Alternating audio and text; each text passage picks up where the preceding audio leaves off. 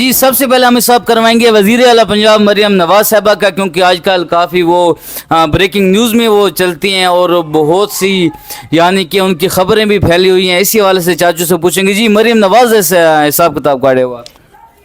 मरियम नवाज शरीफ है जब मरियम नवाज सफ्तर है।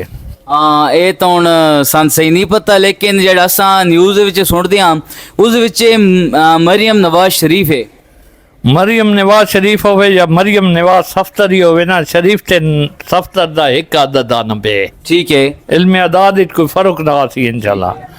ये जेड़ा ता 8 नंबर दी मालिक है, ये बड़ी रहमदिल है, गरीब परवरी है ते ये जेड़ी है ता असूल पसंद ही है,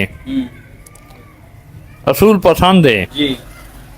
ये जेड़ी है ता अच्छा तुस आंदे पियो कि मैडम मरियम असूल पसंद है। असूल पसंद है अच्छा क्योंकि ये नंबर वाले जेड़ी तो बड़ी लंबी सोच दे मालिक होने, अच्छा ये हिम्मत ने हार दे, ठीक है, ये जेड़ी थान गिनों ता करके छोड़े ने। सही समझ आई है? यानी कि मैडम मरियम जेड़ी गल सोच के सी वो करके दिखासी। करके दिखा सी। ठीक है, ये आखते ना हुन मरियम नवाज नु वोट दिए या नहीं दिए, लेकिन उस मियां ली ची कम कीते पंजाब विच कम थींदा पे हर कोई देदा भी है, देखदा पे अखे नाल खुदाबंदी गल होसी।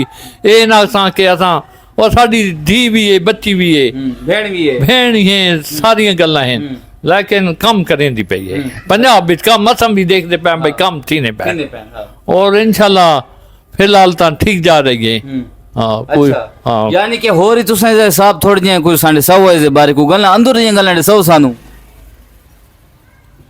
किस किस्म दी गल दसां भाई, किस किस्म दी मैनू ये दस। यानी कि ये हुण जेड़ी आवाम है, आवाम नाल यानी कि लोयल है, लोयल मैंने पे ठीक है कि कोना? अवाम नाल और बजाते खुद ठीक है, अवाम ठीक नहीं है। मरियम नाल मरियम नाल अवाम ठीक नहीं है, लेकिन वो अवाम नाल बहुत ठीक है। अच्छा मरियम नवाज अवाम नाल ठीक है, लेकिन अवाम उन्होंने गाली करें देन, लेकिन ये ज्यादती है, ये ज्यादती है। हाँ अच्छा मरियम नवाज हिसाब से कीता है तुस तुहाडे हिसाब नाल ओका गुड औरत है? हाँ गुड औरत है, औरत है।